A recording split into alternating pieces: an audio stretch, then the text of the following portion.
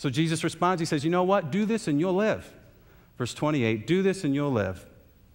Well, we got another motive, a revealing of the motive of the Jewish expert in the law and wishing to justify himself. You remember I talked about this a couple weeks ago. Wishing to declare himself righteous, wishing to define himself against the implications of Jesus' words, wishing to make himself look good on the curve of grading. That's what he's trying to do. And he wants to show that he did this. And he's in absolute denial, because he's really aware that he falls short in this concept of loving others. And you know, when you're in that position, if you're in that today, you're in this denial with God, you're trying to justify yourself with God, you really have two possible responses to that awareness of your falling short. And one is that you can acknowledge that falling short and you can ask God for mercy, or the second is you can pretend.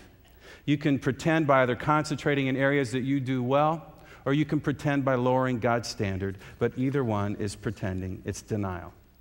And are you doing that right now? Are you doing that with Jesus? Are you trying to lower his standards? Are you trying to grade on the curve? Are you trying to pretend that you're so good in one area that outweighs the others? Well, he says this, the Jewish expert in the law says this to justify himself. Well, who's my neighbor? So Jesus gives him this parable. It's the parable of the Good Samaritan. It's only recorded in Luke. A lot of things only recorded in Luke because Luke has a very interesting perspective on the gospel. But as usual, Jesus answers outside the box and he tells him this parable. A parable is an earthly truth thrown alongside a spiritual one. An earthly truth thrown alongside a spiritual one. I call it a story from the mouth of God. It's designed to twist the mind, to make the listener leave and have to engage in what Jesus has said. So we're going to see 4 different kinds of people in this parable, each representing a style of life and the message that Jesus is trying to communicate. And the first one is a stealer. Actually, they're plural, those stealers. It says there in the first verse of the parable, robbers coming, a man's going down from Jerusalem to Jericho. That's about a 3,300-foot descent. It's a winding road. It's 17 miles. It's still that way today. And bandits would hide behind these rocks. And that's what was going on. So this is normal part to the listener of Jesus' story, the Jewish expert in the law. And Jesus says this guy's going down, and he falls upon these robbers, these stealers. And they take everything from him. They take everything from him. See, no one traveled alone on that road. And it's still that way today. They don't travel alone. But I just want to ask you, and we're just going to briefly address the stealers, do you take? Are you in a position where you're in a sin of commission and you take? Do you take love from a spouse? Do you take money from your business or time from a business, from your employer? Do you take from your expense accounts? Do you take from your tax return? Are you in the business of taking? Well, this guy's beaten, and he's laying there, and he's our second guy. We have stealers, and now we have a revealer, because he's a revealer of need. He's a revealer of need. He's beaten. He has no clothing, and he's not speaking. He has no clothing, and he's not speaking, as you can see by the story. Hey, what are the first 2 things that we recognize when we see a person? It's his or her appearance, and it's the words that will come out of his or her mouth. And so this guy in Jesus' story has none of those, which Jesus is trying to do this. He's trying to tell the listener that this can be anyone in need.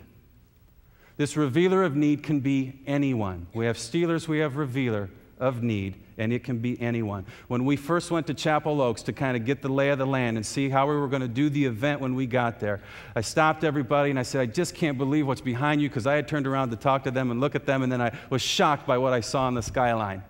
I said, here we are with the revealer of needs. I didn't say it that way, but here we are with the people who need. They're the Matthew 25 people. And if you look in the skyline, you see these beautiful churches. And I'm not here today to tell you anything bad about those churches. They might be doing this thing, but the picture was there in the sky, these beautiful church steeples.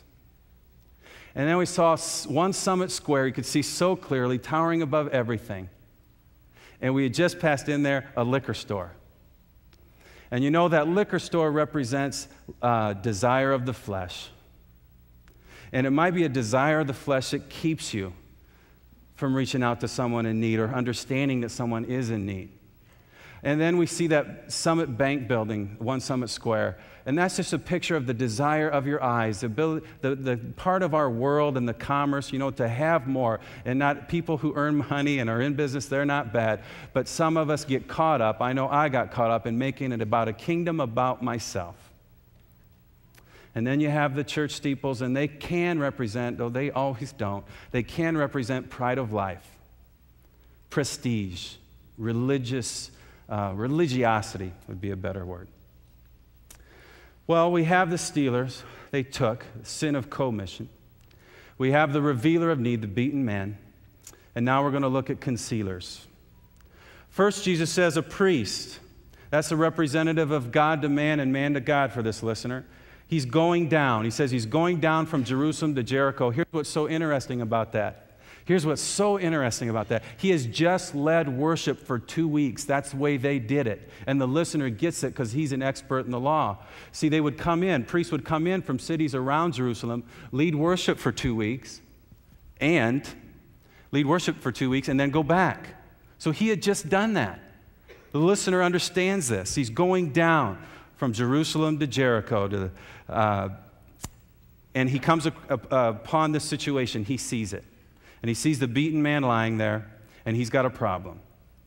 The oral law, the part that the Pharisees added to the Old Testament law, said he can't get within 6 feet of that man. So he can't really even get close enough to assess the situation. That's Luke 10:31. The written law says he can, but listen to this. He has a 1-week cleansing process if he does. He has to take his time, he has to go find, he has to buy, and he has to produce a red heifer to ashes to make atonement for this. So he could do it according to the written law originally, but he'd have to invest what? His time, his talent, and his treasures, and the barriers to that will be his desire of the eyes, his desire of the flesh, and this religiosity, this prestige, and this pride of life. See, he looked at the command to be undefiled, to not touch anything unclean, as unconditional. Whereas he looked at this command, which he would know about, Leviticus 19:18, to love your neighbors yourself, as conditional. Putting limits or putting God in a box. Do you do that? Do you put God in a box where he can and cannot work? Do you put your neighbor in a box? Well, the next scene, a Levite comes down. He's assisted in worship, and he has a little more legal latitude than the priest did. And he probably has seen the priest walk by. This would be very common. Remember, they don't travel together. So he comes up and he sees this, and he passes by as well. It says he passes on the other side. So what two characters resemble the expert in the Jewish law? In Jesus' parable, what two characters represent the guy he's talking to? The Levite and the priest, right? The Levite and the priest. Their walk, and here it is, their walk conflicted with their so-called worship. Their walk conflicted with their so-called worship. What about Micah 6:8? What's the Lord require of you? The Bible actually says, what does the Lord require of you? And Micah 6:8 says, do justly, love mercy, and walk humbly with your God. The Bible says that Enoch walked with God. I just want to ask you, does your walk today conflict with your actions in this building today? Does your walk conflict with your worship? I got to ask myself this same question, but are you the kind of person who would benefit the cause of Christ if you just quit quoting Bible verses and would be quiet because your walk conflicts with your worship? Well, our next and final character is someone I'm going to call a dealer. So Jesus says, and then comes a Samaritan. And we just struck an emotional chord inside of this expert of the Jewish law that is so powerful, because he heard that Kelly Bird came by, he heard that maybe Corbin Miller came by, and he's looking for Mitch or Steve, and he hears Samaritan. And there is a problem with the Samaritan. It goes back hundreds of years, and I'll just say it succinctly. They looked at him, Jews looked at Samaritans as half-breeds.